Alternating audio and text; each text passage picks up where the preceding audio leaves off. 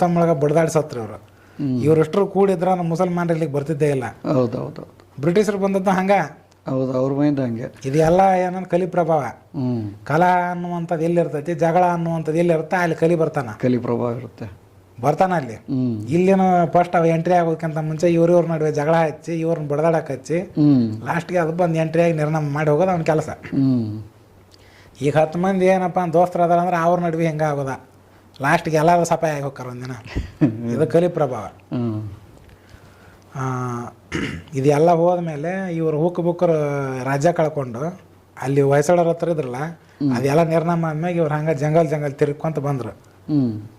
ಯಾರೋ ಹುಕ್ ಬುಕ್ರು ತಿರ್ಕೊಂತ ಬಂದಾಗ